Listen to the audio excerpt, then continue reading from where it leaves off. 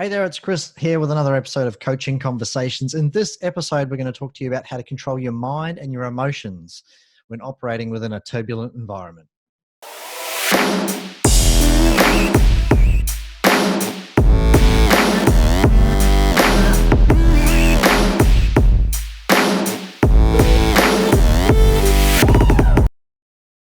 Hello. Welcome back to another episode of Coaching Conversations with Nick and Chris.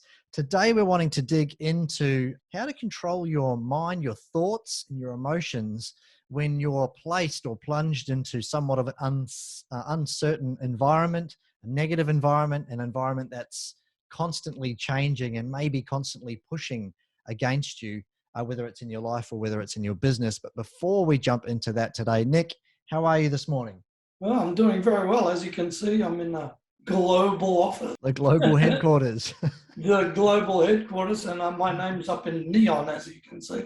That's it. Which is cool. I love it. Yeah. Today's technology is just like the best, isn't it? So good. I love all the advances. The only thing with the background doesn't look like any of us are at work. So I know, it just looks like, yeah. I'm just sitting in the office by myself. Yeah, exactly. That's funny, dude. And you want to hear something crazy? I just saw the new phone. You can't see this. And the new Samsung that I'm looking at getting, because this phone's like 4 years old or whatever it is. Not that, I need an update, but my thing's kind of done and, I can get a new phone and stuff. It's called the Samsung Galaxy Flip. And basically what they do is the phone sort of folds down like this and opens up. Yeah. And it's like this. It's like almost like a tablet. Wow. It's pretty crazy. But so it's still got the sort of screen on the front. Yeah. Right. But then it's just think that it's two of these that opens up into like a tablet. I've seen that on TV. So is it a glass screen or a plastic screen? Like how do I think it's like a plastic, but the write-ups have been really good on it. But and whatever the technology is, it's kind of cool because it's not fat like that. It's still skinny. Cool. So I was thinking of entertaining that to go with.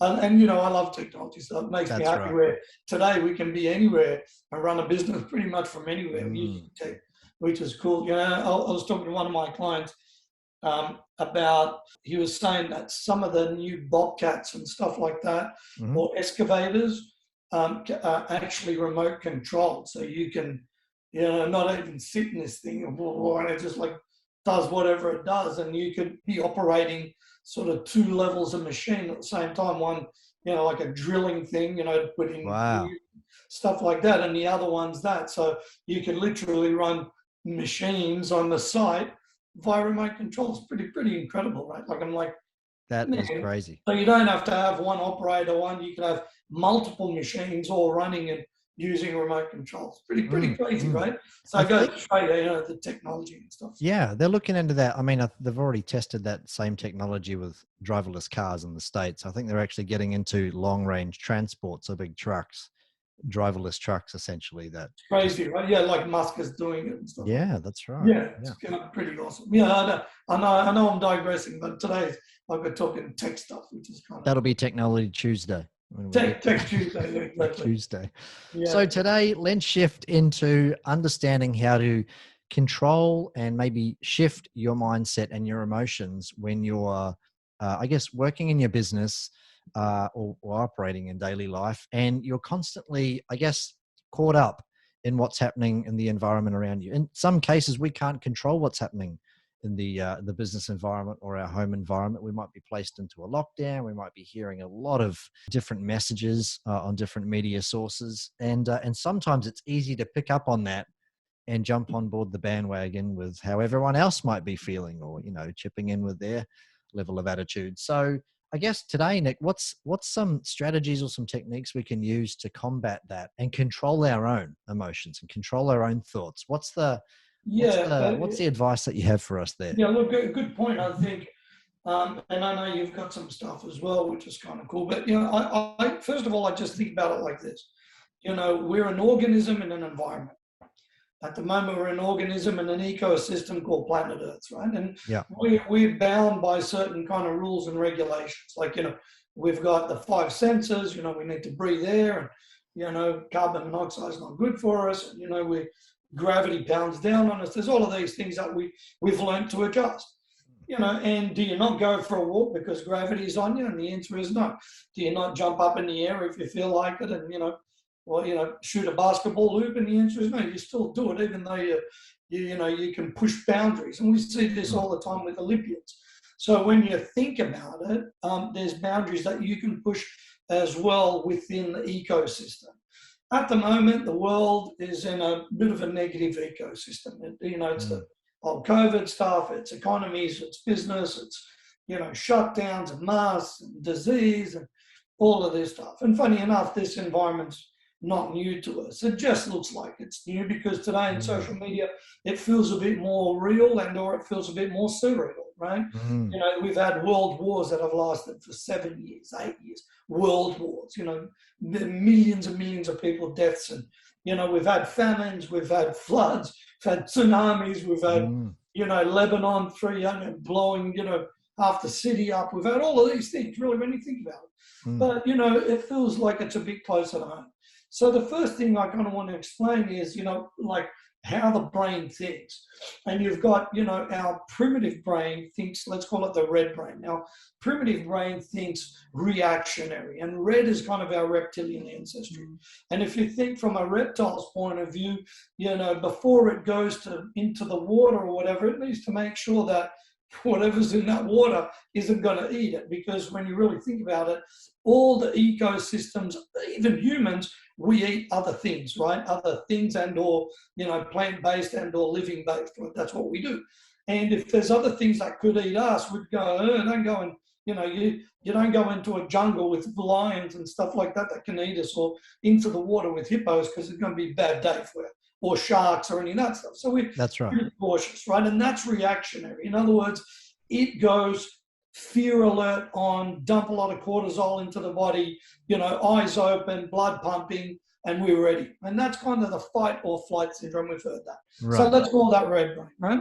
Now, the red brain's activated in the ecosystem where it feels threatened. And, where there's the media pounding, politicians and stuff, every Facebook, I'm tired of it, right? Like, we see it all the time.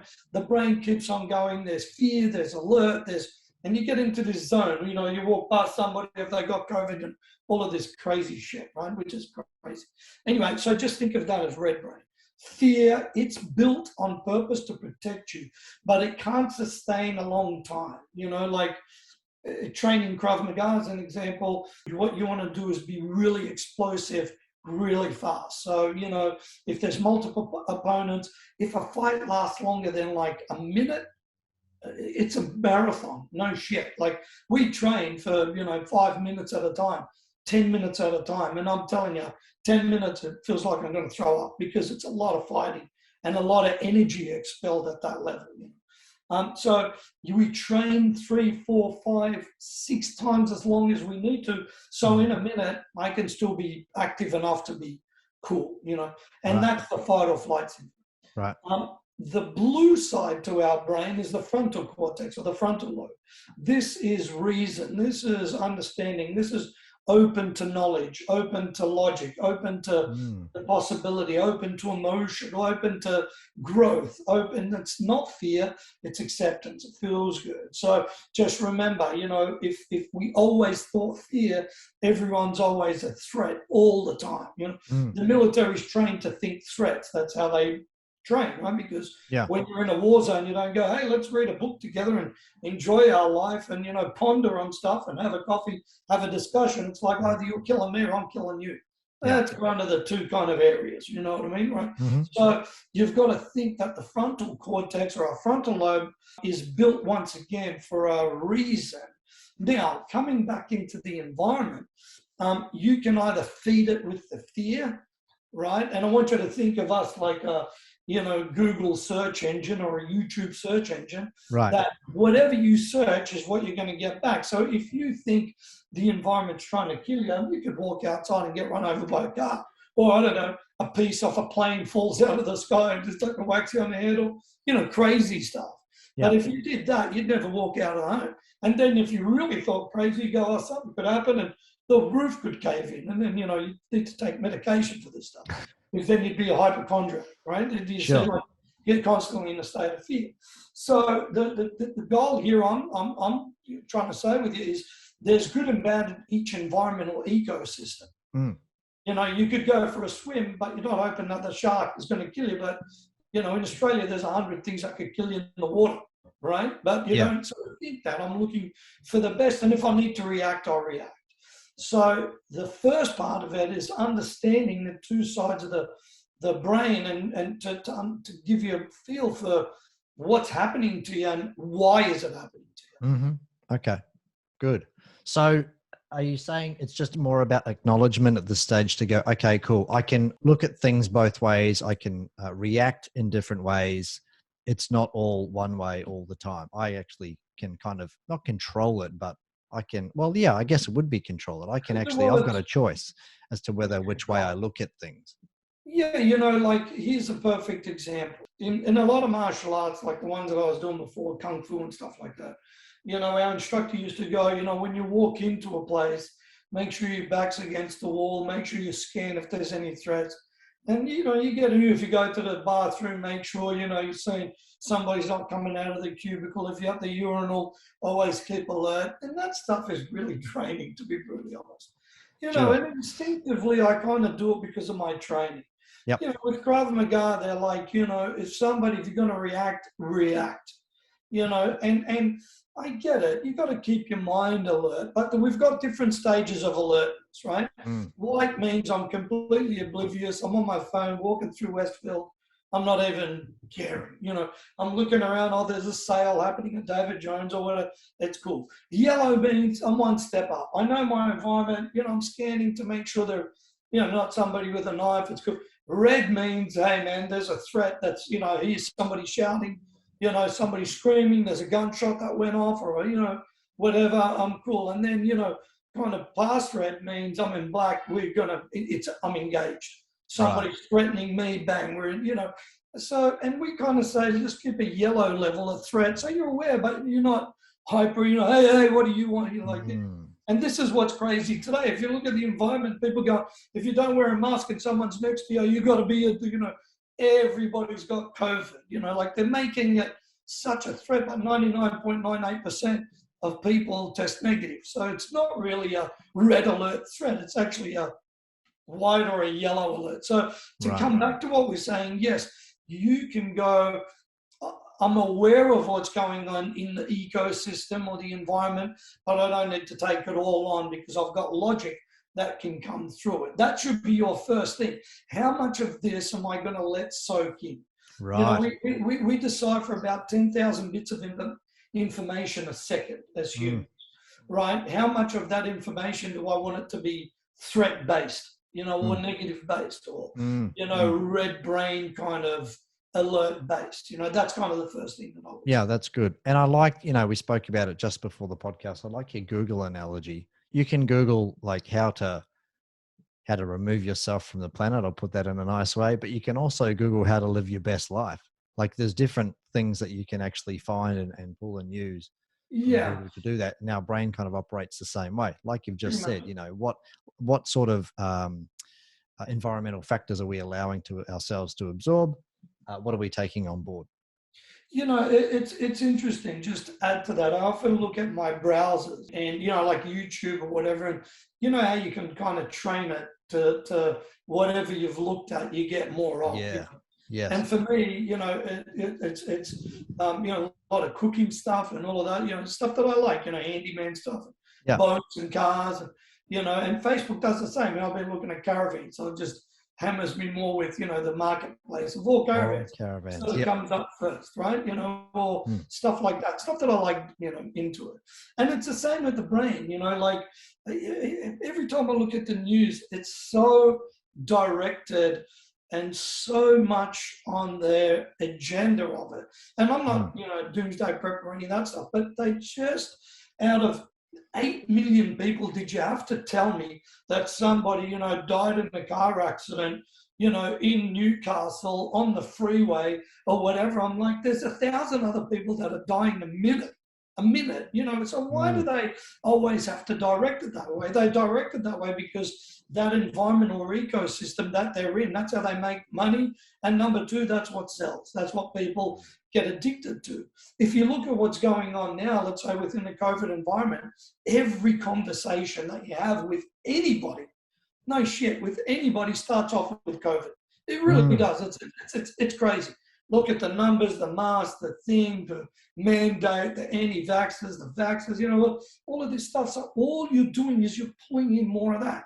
So what I've actually been conscious to with my friends and my family and all of that stuff, I'm like, you know what? Just so we can put it out there, can we not just talk about COVID in this environment? You know, we just had a group chat we did a group Zoom on Friday night for my friend's 50th birthday. Unfortunately, she should have been on snow, and you know, these really good friends of ours, like lifelong friends of ours. And I said straight away, could we please not talk about COVID? And there was 8 friends or whatever on it. You know, don't tell me about your vaccine. Don't tell. Can we do it? Can we be cool? And they were cool. They're like, yeah, you know, because or else we're going to get into this stalemate of stuff. So once again, you know, or the second part to what this is, as you said, with a Google search, what type of data are you programming or you allowing yourself to filter in? So to me, I go, if you don't want to be in a negative alert mindset all the time, doesn't it make sense that you don't look for that stuff? You look for all the good, because, you know, even globally, even through COVID, even through the worst devastation, tsunami, earthquake thing, all these crazy things that you Haiti, you know, there's such amazing things of human resilience, of, you know, the Olympics that we just had, you know, births being amazing, you know, there's been a spike in births in New South Wales, in Australia and around the world because of the lockdown. People have got not much to do, so it's a good thing, you know. There's a lot of great things, you know. We've heard, you know, people reach out to one another to help each other, to care for them, you know. But then you could go, you know, wards were being overrun, mental health hotlines are flooded. Like, you could look at all that, and I'm not saying that it's not a reality. People think, oh, Nick, you live in a bubble. I don't. I'm clear enough about what's going on, but I don't choose to be a part of that, because at the end of the day, I think this is important, and this could kind of be point 3, but you've got to make a choice of where do you want you've only got a limited amount of time on this planet. So you can either get stuck in the negativity, or you can, in that environment, or you can be positive in that environment, right? Yeah, sure. Okay, it's cool. So just to backtrack on that kind of point 2, point 3, it's about choosing where you want to look for that information, or choosing what information you want to absorb, if you will.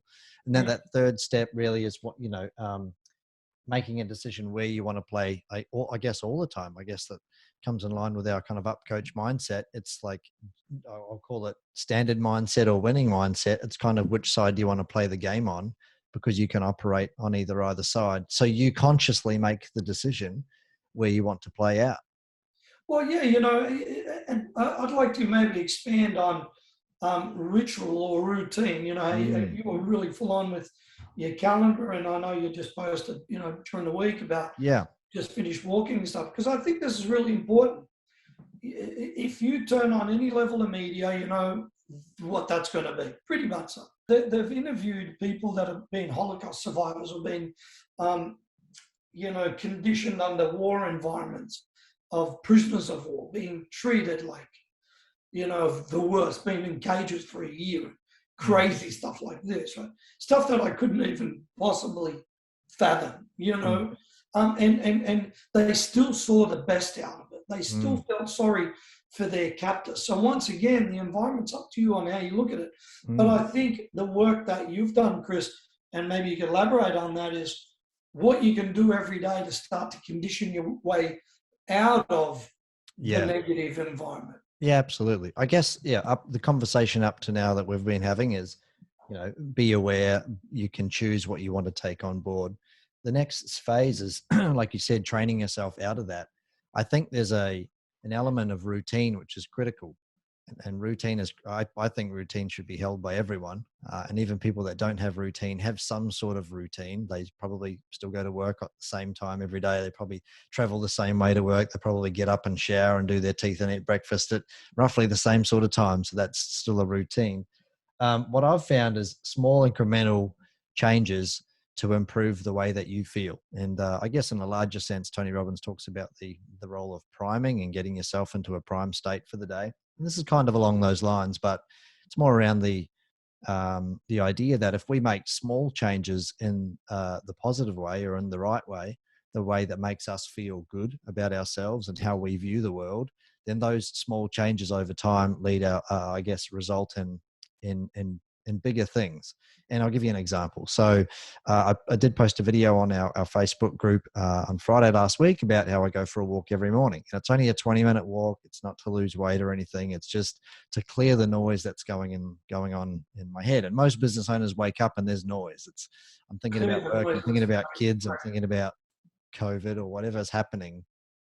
But part of that routine, I've been getting up at about 5:45 and going for a walk. Got to get up early because the kids get me otherwise. So 5:45, I'm up walking, and it's just a walk within nature. I don't take phone, I don't take technology, I don't take distraction. And throughout my walk, it's whatever thought flows into my head is whatever thought flows into my head. But I'm proactively doing that to create a level of calm every single morning. And then I give gratitude on the way home as well. So just by doing that, those very small 20-minute walks every single morning puts me into a different operating space and allows me to create better decisions. It allows me to think more freely and allows me to, I guess, create an open platform for me to take on what I need to take on for the day. I'm not starting my day with a preconceived set of ideas or a preconceived attitude. I'm actually allowing that walk to think of it like a reset button in the morning. It might sound a bit weird because you just gotten up out of bed, but sometimes when you get out of bed, your brain starts churning away. What I'm trying to do is stop that and prepare my mind in a really, I guess, calm and balanced way so that anything that's thrown at me, I'm more able to make better decisions and react in a different way than being in, say, a heightened state already. Yeah, like a red brain versus blue brain. Yeah, yeah. That's a really interesting point. I just think you've got to think about it that some people go to sleep with dramas, they wake up with drama, right? Yeah. It's like that. You said to me, here's another point. I remember you saying to me, that you don't have a mobile phone in your bedroom. Like how do you wake up to stuff? Is it damaged straight away, or is it, like it's cool because let's think about it. If you switched off all news, you wouldn't know. How do I know that Afghanistan is being overtaken by the Taliban? How would I know if I didn't check out the news? But then once it enters me, I go into this red zone and go, oh God, I might, like, is that happening to what? Like there's all of these things that come from there. And by the way, here's another thing. At the moment, there's businesses being affected by lockdown that they can't work. And I completely understand it. I mean, we've been affected at some point with our clients. So the goal here is to go, all right, what's your choice here? Do you go, I'm just going to be, you know what I mean? And do you go, I'm just going to be stuck on that lineage where I'm a victim, I can't do anything, my thing, or do I go, all right, I can't open my cafe, I know that that's been my livelihood, what's plan B? Because at the end of the day, you're either going to be a victim or you need to adapt. In all world wars, in all craziness, in whatever, like all heroic extents, things that have been war and all of these really bad places, bad environments, people have adapted. Nazis were persecuting Jews for 6 years.